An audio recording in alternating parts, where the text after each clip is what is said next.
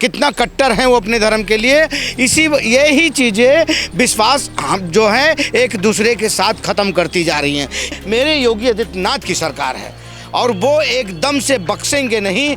और सबसे पहले मदरसे देने वाले में जो तालीम बैठे वो इन लोगों को जब तक ख़त्म नहीं किया जाएगा, बैन नहीं किया जाएगा, जब तक कि ऐसी घटनाएं ये लोग करते रहेंगे। वरना ये आए दिन कहीं ना कहीं ऐसे सूर्या जैसे भाई कहीं ना कहीं ऐसे जाते रहेंगे। सूर्य चौहान के हत्याकांड पे आपका क्या राय है? देखो कहीं ना कहीं देखो ये बड़ी दुखद जिसे बोलते हैं बड़ी ये घटना जो हुई कहीं ना कहीं बहुत ही सोचने की बात है कि एक दोस्त पे विश्वास नहीं कर सकता, खासकर मुस्लिम और हिंदू के बीच में। ठीक है, अगर कोई इस तरह का उनके मतलब लग रहा था कि उनको किसी तरह से उनको इतराज़ या कोई चीज़ है और बकरा ईद के दिन तुम बुलाओ कि आओ तुम्हें हम बकरा हलाल करते हुए देखा है कि नहीं देखा है, आओ मैं तुम्हें दिखाता हूँ, उसके बाद धोखे से उसको पकड़ना और धोखे से उसको मारना, ये कहीं ना कहीं ये मतलब ये संदेश देता है कि वो अपनी धर्म के लिए कितना वो कट्टर हैं, कितना कट्टर हैं वो अपने धर्म के लिए। यही चीज़ें विश्वास हम जो है एक दूसरे के साथ ख़त्म करती जा रही हैं। ये कहीं भी विश्वास करने के लायक नहीं है, कहीं भी विश्वास करने के लायक नहीं है। आज एक चीज़ बताए, सूर्या चौहान के अकेले एक बेटा था उसका घर के अंदर और उसकी हत्या कर दी गई। इनका क्या, इनको तो 10-12 होते हैं, इनको तो फ़र्क नहीं पड़ता है ना, 10-12 होते हैं। और इनके मदरसों में सिखाया ही यही जाता है कि भाई कट्टरता लाओ।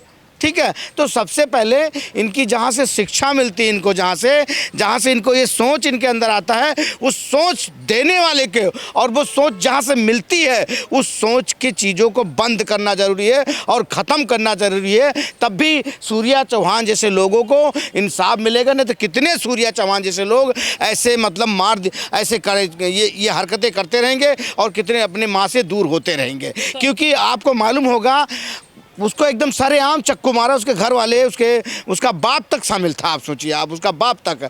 आज जब कोई बात उनको ये नहीं मालूम था शायद कि उत्तर प्रदेश में मेरे योगी आदित्यनाथ की सरकार है और वो एकदम से बख्शेंगे नहीं। अगर कहीं गलती किया तो मैं अपनी जान से तो जाऊंगा ही, मैं तो चला जाऊंगा, पर मेरे पीछे से मेरे घर वालों पे क्या बीतेगी शायद उन्होंने ये सोचा भी नहीं था कि मैं रहने लायक भी नहीं बचूंगा। मेरे माता पिता के सिर से चादर वो छत भी हट जाएगी। ऐसी मानसिकता आती कहाँ से, इतनी हिम्मत कहाँ जा जाती है इन लोगों में ताकि मर्डर तक कर देते हैं? देखो इनकी मानसिकता वहीं से आती है जहाँ से इनके जो धर्म गुरु बैठे हुए हैं।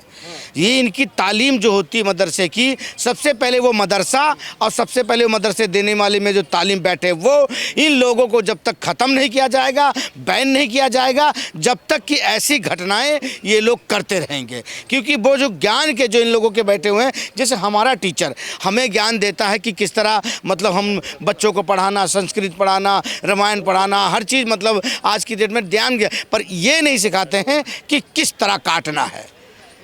समझ में? तो इस कहीं ना कहीं ये उनके अंदर कट्टरता है और इन चीज़ों को हम तो मौलाना को भी बैन करो और जो ऐसे मदरसे हैं उन्हें भी बैन करो, तभी जाके ये चीज़ें कंट्रोल होंगी। वरना ये आए दिन कहीं ना कहीं ऐसे सूर्या जैसे भाई कहीं ना कहीं ऐसे जाते रहेंगे। ये आपने देखा होगा कि उसको सूर्या को बोला गया था कि चलो तुमने बकरा काटते हुए देखा है, मेरे साथ चलो मैं तुम्हें दिखाता हूँ। क्या लगता है कि आगे इन फ्यूचर कोई अपने दोस्ती इन सब से दूरी बनाए? विश्वास करने तो लायक है ही, कितना भी गहरा दोस्त का ना हो, कितना गहरा ही जिगरी यार क्यों ना हो, पर जब उसके खून में ही भरा हुआ है कि जिस दिन जरा सी गद्दारी देखी तो उस दिन छुरी निकाल देना, तो वो वाली कांड है इनके अंदर। इसीलिए इन लोगों से तमाम उन बहन को और उन बेटियों को और उन बेटाओं को समझना चाहिए कि ये दोस्ती के काबिल नहीं है।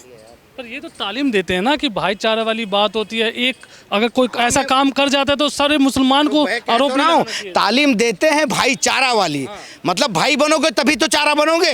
अब भाई नहीं बनोगे तो चारा कहाँ से बनोगे? तो भाई बनो फिर उसके बाद चारा बनो, भाई बनो फिर चारा बनो। इसी वजह से वो भाईचारा वाला तालीम देते हैं कि भाईचारा निभाओ और भाईचारा के जरिए इनको चारा बनाओ और खुद भाई बन जाओ।